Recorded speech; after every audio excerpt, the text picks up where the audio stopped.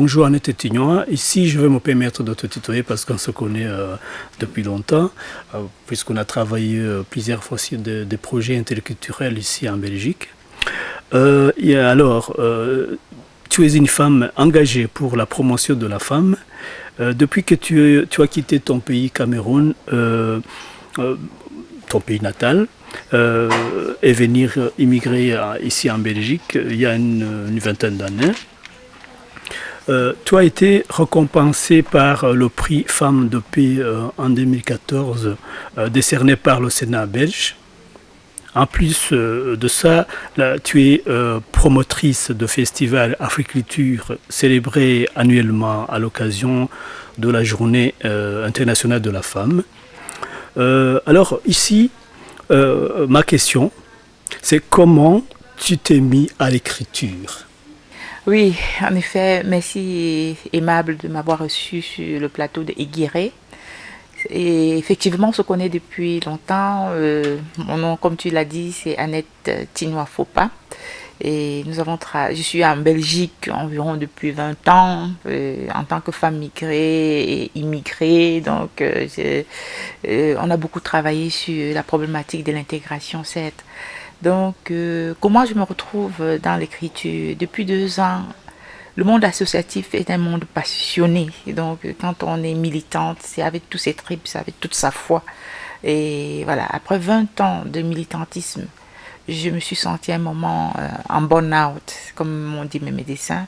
J'étais très fatiguée, extrêmement fatiguée, avec des symptômes vraiment de burn-out, qui est le dos qui se bloque, les troubles de mémoire, l'agressivité, donc tout y était. Et donc le seul remède à cette pathologie, c'était le repos. Les médecins m'ont dit le repos, rien que le repos. Il n'y a pas de médicaments qui traitent le burn-out.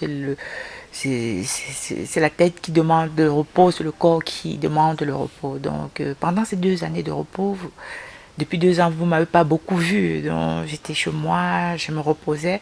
Et c'est alors que l'écriture s'est présentée à moi comme un outil de résilience.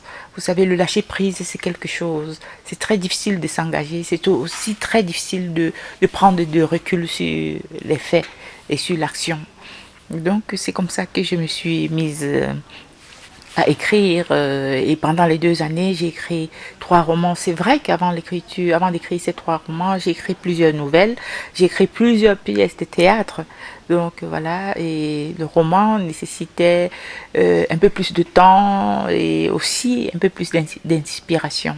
Voilà un peu comment je me suis retrouvée dans l'écriture. Par accident, on va dire, parce que il y a 2 ans de cela, si on me disait que je devais écrire, je trouvais cela très laborieux. Et puis, il faut avoir le temps aussi d'écrire. Il faut avoir aussi des choses à raconter, parce que si on n'est pas en contact avec l'humain, vous savez, la matière première dans l'écriture, c'est l'humain, surtout quand on se jette dans un domaine du roman qui est un domaine fictionnel, dont la matière première, c'est l'humain. Si on n'est pas très souvent en contact avec les gens, avec la société, on aura du mal à raconter quoi que ce soit comme histoire. Donc voilà, comme ça que est né ce roman, ce premier roman, Roméo et Bineta, sorti aux éditions Saint-Honoré depuis déjà le 30 janvier 2017. Alors Annette, qu'est-ce qui peut donner l'envie de lire l'histoire de Roméo et Bineta? Roméo et Bineta, c'est un roman qui trace la vie de Bineta. Et c'est vrai que la vie de Bineta n'est pas singulier, mais c'est vraiment un classique. Ce roman parle surtout de la condition de la femme, parce que Bineta vit d'abord dans un contexte africain, avec ce que l'on sait déjà sur l'égalité homme-femme, qui n'est qu'une illusion là-bas. Et ensuite, elle revient ici en Europe, elle retrouve son futur mari ici en Europe, où elle est encore confrontée à beaucoup de problèmes. Donc, au-delà d'une histoire peut-être sentimentale, on traite essentiellement le problème de la condition de la femme. La femme d'abord en Afrique et la femme ici en Europe. Vous savez qu'en tant que migrant ou migrante en Belgique ou en Europe, on a vraiment beaucoup de difficultés. Donc, dans ce livre, on touche vraiment la problématique de la discrimination, la problématique de la suspicion de mariage blanc, de mariage gris. Il y a aussi la problématique de la peur ou des femmes qui vivent dans une situation de clandestinité. Vous savez que ces femmes-là sont fragilisées par le fait de ne pas avoir des papiers. Elles sont parfois exploitées sexuellement ou mises carrément sur le trottoir. Elles ne peuvent pas aller porter plainte ou faire quoi que ce soit parce elles n'existent pas ici en Europe. Elles risquent juste d'être expulsées sur la terre d'accueil, sur la terre d'origine, quoi.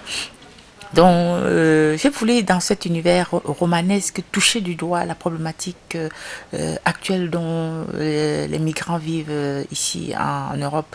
Vous voyez que le racisme n'est pas fictif. Vous voyez que le racisme existe effectivement dans notre société, surtout actuellement. Vous voyez en France ce qui s'est passé avec le jeune Théo qui a été agressé sexuellement par les forces de l'ordre. Et vous voyez ici en Belgique, le petit gamin de 16 ans qui a été poignardé par un chauffeur de bus. Donc ça veut dire que le racisme s'est institutionnalisé. Ce n'est plus le voisin, le racisme primaire du voisin ou à l'école ou un employeur qui refuse d'embaucher quelqu'un parce qu'il est noir. Non, on voit vraiment que les faits sont très graves actuellement. Et en tant qu'acteur de la société civile, notre devoir est de dénoncer ces faits. Passer par un roman pour dénoncer aussi ces faits, c'est une façon de revendiquer, c'est une façon de militer. Autrement, c'est vrai que l'univers romanesque est fictionnel, mais dans la fiction, on se nourrit toujours de la réalité. Roméo et Bineta, c'est ça. Donc, c'est ce que vivent les migrants sur la terre d'accueil, c'est ce que vivent les femmes en tant que femmes, que ce soit en Afrique, que ce soit sur la terre d'exil. Par hasard, c'est pas une autobiographie? Non, pas du tout. Ce n'est pas une autobiographie, ce n'est pas non plus de l'autofiction. C'est vrai que lors de la dédicace ici à Charleroi, beaucoup de gens m'ont posé cette question et beaucoup de gens se sont reconnus dans l'histoire de Roméo et Bineta. Pourquoi? Parce que quand il y a identification, ça veut dire qu'il y a personnage.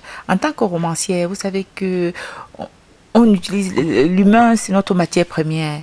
L'humain, c'est la matière première de la romancière. Ce qui fait qu'on doit dresser un portrait psychologique de chaque personnage. Et pour susciter le fait d'identification, c'est ça aussi. S'il y a identification, ça veut dire qu'il y a fiction. S'il y a identification, ça veut dire que le roman raconte des faits peut-être réels, les faits parfois généraux d'une société. Non, ce n'est pas une autobiographie. J'ai voulu par cette histoire raconter la vie de plusieurs personnes dans un roman. Donc c'est ça. C'est la vie que vivent les migrants, c'est la vie que vivent les femmes immigrées. Donc c'est la vie aussi de beaucoup de femmes en Afrique. L'histoire de Roméo et Bineta, c'est une histoire classique. Avec ce roman qui parle de l'immigration, tu t'invites ainsi sur le débat qui concerne cette thématique. Quel est ton point de vue sur la politique migratoire en général? Oui, en effet, le roman Roméo et Bineta traite de ce sujet-là et surtout de l'interculturalité dans la société. Car vous voyez que actuellement, le vivre ensemble est vraiment à mal dans notre communauté, dans notre société en général, que ce soit ici en Belgique, en Europe ou en Occident, avec tous les faits divers qui concernent les étrangers. Vous savez, quand ça va mal, on tape sur les minorités, on tape sur les plus faibles, et c'est ce que l'on voit partout dans le monde. La problématique de l'immigration n'est pas un problème qui s'invente aujourd'hui. À l'époque de la colonisation, vous savez que l'Afrique n'a pas invité les Occidentaux à venir les coloniser. À l'époque de l'esclavage, vous savez qu'il y a beaucoup qui sont venus sur les chaînes forcées parce qu'ils devaient développer un continent. Donc actuellement que l'on parle de la migration, parce que vous voyez que les Africains, ils arrivent, mais on ne condamne pas le fait que les ressources en Afrique migrent également. Ça, les gens, tout le monde ferme les yeux là-dessus. La migration concerne autant les individus que les ressources. Pourquoi est-ce qu'on accepte les ressources venant de l'Afrique et l'on condamne les Africains qui migrent. Donc actuellement, on dit que le monde est devenu un village. La globalisation, ce n'est pas que les plus forts vont dicter les règles. La globalisation, c'est que chacun doit donner son point de vue et c'est un rapport vraiment qui doit être équitable. Pour revenir au sujet de la politique migratoire, c'est dommage que on voit des discours populistes vraiment prendre le dessus. La plupart des partis d'extrême droite montent parce qu'ils ont fait des migrants leur fonds de commerce. Et vous voyez aussi le racisme qui va grandissant et les politiques d'intégration qui ne veulent absolument rien dire. Vous savez que l'intégration, c'est une rencontre de volonté. Si le migrant veut s'intégrer et que sur la terre d'accueil, il y a barrière, il ne pourra jamais s'intégrer. Si au niveau de la terre d'accueil, il y a des politiques d'intégration favorables et si le migrant ne veut pas aussi s'intégrer, il n'y aura pas d'intégration. J'ai toujours dit qu'il y aura croisement de volonté quand il s'agit d'intégration. Les politiques migratoires, c'est quand même lamentable pour le moment. Ça, c'est mon point de vue. Que l'on vienne vouloir construire les murs, par exemple, aux États-Unis, alors que tous les murs ont été détruits. Je parle du mur de l'Allemagne de l'Est, par exemple. Et que l'on vienne comme ça ériger les murs parce qu'on ne veut pas que certains individus puissent arriver aux États-Unis ou ailleurs, c'est vraiment dommage. Et pourquoi est-ce qu'on accepte alors facilement en Afrique les étrangers? Pourquoi on accepte, qu'on appelle d'ailleurs coopérants, on ne les appelle même plus les migrants ou les immigrés? Parce que vous savez que sur la thématique immigrée, elle est vraiment très péjorative, ce terme immigré là. Alors que sur la thématique, sur le thème coopérant, il y a une dynamique de développement qui est derrière et le coopérant c'est celui qui vient développer l'Afrique alors qu'un immigré c'est celui qui vient profiter. Voilà ce qui se passe actuellement, voilà, enfin, dans la mémoire des Occidentaux, quoi. Avant de clôturer, quels sont tes projets littéraires où on peut se procurer le roman Roméo et Benita? Le roman Roméo et Benita se trouve chez vos libraires. Vous pouvez le commander aussi à la FNAC ou chez Amazon ou directement sur le site de la maison d'édition qui est la maison d'édition Saint-Honoré. Voilà, et puis je reste toujours à la disposition pour plus d'informations et pour participer à certains débats, pourquoi pas. Projet littéraire, c'est vrai. Je vous ai dit que pendant ces 2 ans de mise au vert forcée, j'ai écrit 3 romans qui sont déjà finis. Mais actuellement, on est dans la phase de promotion de Roméo et Benita, et ce qui n'est pas rien. Donc, et voilà, j'ai dit que raconter une histoire, c'est pas évident. Et surtout, écrire une histoire, et c'est pas aussi évident. Maintenant, vendre son histoire, c'est aussi un challenge. C'est la phase promotionnelle. Après cette phase-là, et je laisse d'abord le temps quand même au lecteur de me découvrir en tant que romancière. Et voilà, on enchaînera ensuite avec le 2e roman qui est déjà fini, prêt, qui s'appelle Quartier Nylon, qui parle de mon quartier d'enfance. Et j'espère vivement que le public sera favorable, surtout à ce premier bébé qui a vu le jour il y a à peu près 1 mois. Voilà.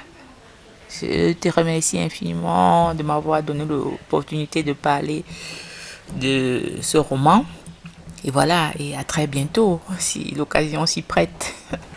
Merci de m'avoir accordé cette interview, Annette. J'espère à très bientôt et félicitations encore.